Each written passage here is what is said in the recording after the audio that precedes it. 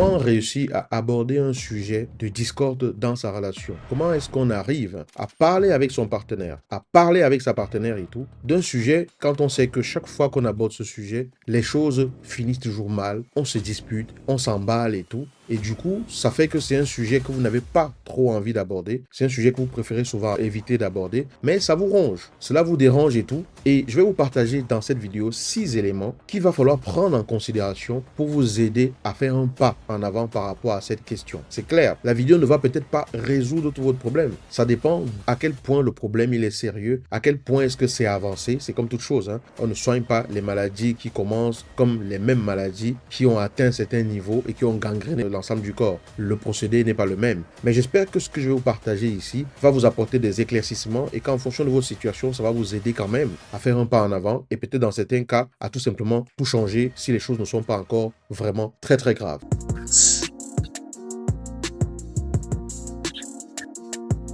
Bonjour les amis, j'espère que vous êtes en pleine forme. Je suis ravi de vous retrouver dans une nouvelle vidéo. Comme d'habitude, mon nom est Yannick TM, je suis un semeur de pépites et de graines de conscience. Ça veut dire que je n'ai pas la vérité. La vérité, je ne la connais pas, ok? Je sème simplement des graines. Je vous partage simplement des pépites. Et j'espère que dans ces graines, vous allez trouver celles qui vous parlent et que vous allez pouvoir les faire grandir dans votre vie. Et vous serez justement ravis de pouvoir manger les fruits de ce que vous-même vous avez fait prospérer. Tous les dimanches, ici à 19h, heure de Paris, nous nous retrouvons sur un sujet pour échanger ensemble en direct. Regardez l'heure qu'il fait chez vous le dimanche à 19h et connectez-vous à cette heure-là, ici même, pour que nous puissions échanger ensemble. D'accord? Si vous ne l'avez pas encore fait, allez sous la vidéo dans la description ou au-dessus, je ne sais pas, regardez, vous allez trouver, téléchargez le guide des 7 erreurs qui peuvent tuer votre vie de couple que je mets à votre disposition. Et pensez bien sûr à laisser des commentaires, à aimer la vidéo et à la partager. Donc, vous êtes dans une situation où vous aimeriez améliorer votre niveau de communication avec votre partenaire et vous avez un sujet que vous voulez aborder, mais vous savez que c'est pas facile. Rien que quand vous pensez que vous allez aborder ce sujet-là, il y a une résistance, il y a quelque chose qui vous dit, est-ce que tu es sûr? Vous redoutez la réaction de cette personne. Vous savez que c'est un sujet qui est déjà arrivé plusieurs fois et vous vous êtes toujours disputé. Ou alors il y a quelque chose qui s'est passé et vous aimeriez revenir dessus, mais la personne ne vous permet pas de pouvoir aborder cela. Je peux comprendre votre frustration parce que quand on est avec une personne, on aimerait quand même pouvoir parler librement à cette personne de ce qui nous dérange. Mais on sait que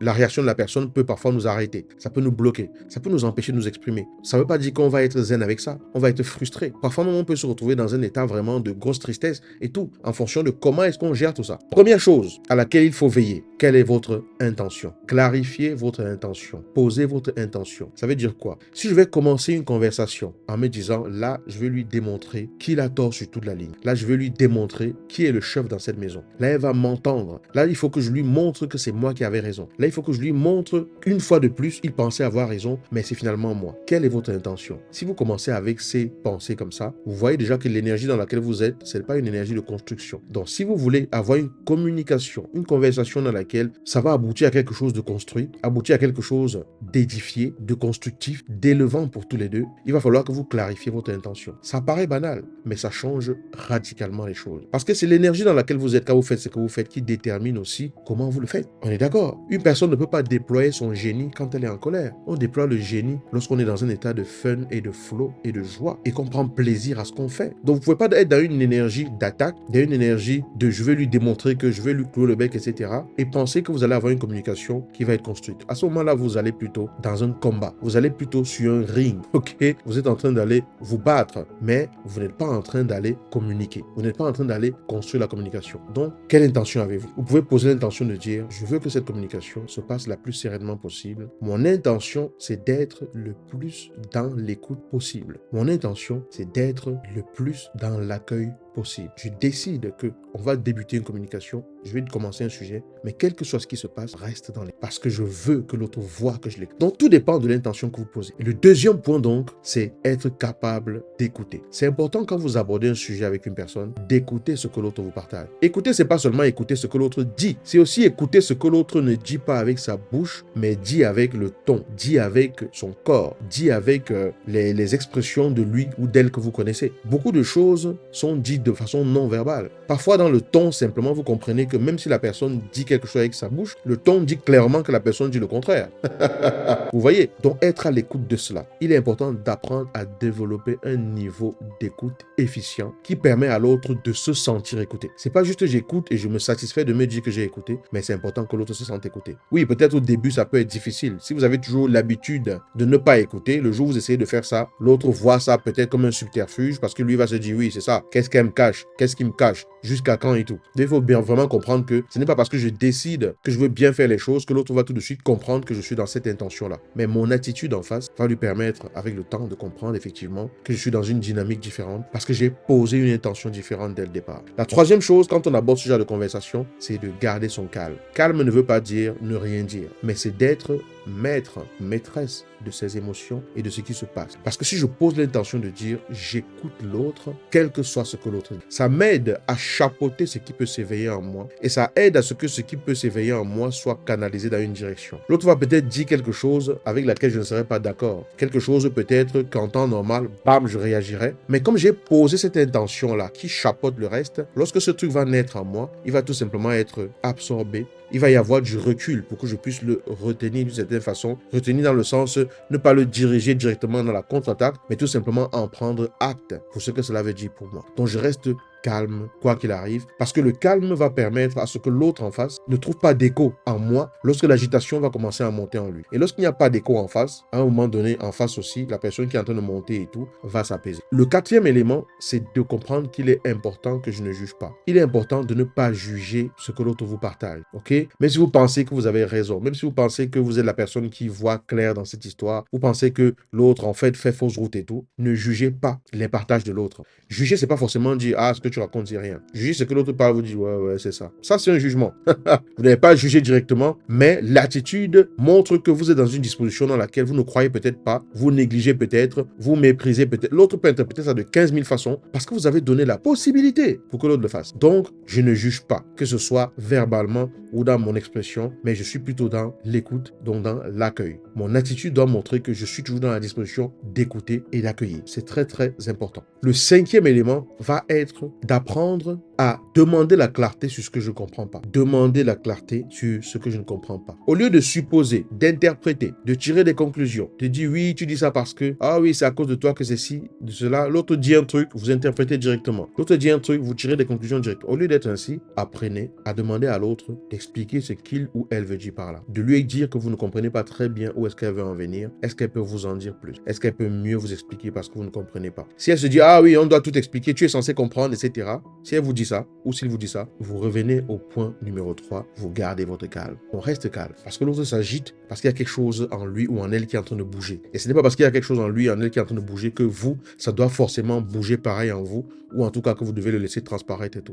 On reste calme, ok? Et on pose la question pour comprendre. On ne fait pas de supposition. Parce qu'avec la supposition, on court toujours le risque de mal interpréter, de surinterpréter, de juger, de cataloguer, alors que dans la plupart des cas, on peut se tromper. Et le sixième élément, la sixième chose que j'aimerais vous partager, c'est parler de vous. Parler de vous, ça veut dire n'arrivez pas en voulant tout simplement dire à l'autre, ah tu m'as fait ceci, c'est à cause de toi. Évitez de pointer l'autre du doigt systématiquement pour dire ce qui ne va pas. Vous pouvez expliquer la situation à l'autre en disant, lorsque ça se passe comme ça s'est passé, je me sens ainsi. Et ce n'est pas parce que je me sens ainsi que ça veut dire que je dis que c'est ce que tu as voulu créer, que tu as agi dans cette intention. Il y a une différence entre ce que je ressens et l'intention que tu avais. On peut blesser une personne sans avoir jamais eu l'intention de la blesser. N'empêche que la personne a été blessée. Quand une personne dit je me sens blessé, je suis blessé, ça ne veut pas dire forcément que vous avez agi absolument dans l'intention de blesser la personne. Et vous, quand vous dites ça, veillez à ce que l'autre comprenne que ça, vous n'êtes pas en train de vouloir dire qu'il ou elle a voulu vous blesser intentionnellement. Sauf dans les cas où la personne manifestement montre clairement que c'était son intention. C'est important d'apprendre à apporter la nuance dans ce qu'on fait. D'accord? J'aime toujours prendre cet exemple de si vous entrez dans une pièce, vous ouvrez la porte et qu'il y a un enfant derrière la porte et que la porte lui cogne le gros orteil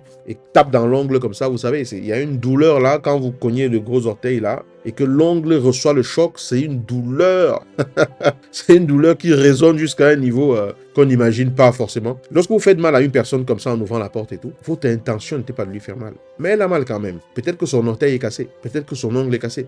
Mais l'avez-vous fait exprès? Non. Si elle dit « Aïe, j'ai mal », ça ne veut pas dire « Tu voulais me faire mal et tu as réussi à me faire mal ». Ça ne veut pas forcément dire ça, d'accord? Maintenant, si la personne dit Ah, pourquoi tu m'as fait mal? Pourquoi tu as voulu me faire mal et tout cela? Tu aimes toujours me faire mal, c'est toujours comme ça. C'est que ça veut dire que la personne vous accuse de l'avoir fait intentionnellement. Donc, quand vous accusez votre partenaire, la personne peut comprendre que vous êtes en train de lui prêter l'intention d'avoir voulu vous nuire. Donc, c'est important de parler de soi. Aïe, j'ai mal.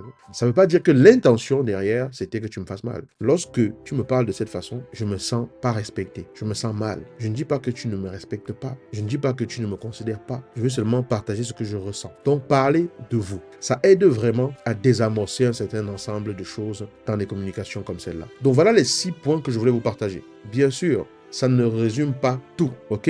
Mais ça peut déjà apporter un véritable éclairage. Si vous voulez apprendre vraiment comment aller dans la profondeur de la communication, vraiment développer un niveau de profondeur dans la communication, savoir comment aborder des sujets comme cela et tout, sachez que les portes de communication exponentielle vont ouvrir de nouveau bientôt. Vous pourrez vous inscrire, prendre votre place et participer aux ateliers que nous organisons régulièrement. Je travaille actuellement avec la cohorte qui s'est inscrite en dernière position et la prochaine fois, je réouvrirai les portes et vous pourrez vous inscrire également. Vous pourrez prendre votre place pour qu'on approfondisse la communication, que vous appreniez comment vraiment communiquer, comment vraiment aborder les sujets dans une relation et tout, comment transformer votre niveau de communication dans votre relation, ce qui va transformer simplement votre relation. Je vous résume les 6 points dont je vous ai parlé tout à l'heure. Point numéro 1, posez l'intention qui est la vôtre. Je clarifie mon intention avant même d'aborder la chose. 2, je suis dans l'écoute. J'écoute. J'écoute le verbal et le non-verbal de l'autre. 3, je garde vraiment mon calme. D'accord? Quoi qu'il se passe, je garde mon calme parce que l'intention que j'ai posée va chapeauter tout ceci. 4, je ne juge pas. Ne pas juger. 5, je pose des questions. J'interviens, je pose des questions pour clarifier ce que je n'ai pas compris au lieu de faire des suppositions, au lieu de tirer des conclusions, au lieu d'interpréter et tout. Je cherche la clarté. Je demande à l'autre d'apporter plus de précision parce que c'est l'autre qui sait ce qu'il veut dire dans ce qu'il veut dire. Et 6,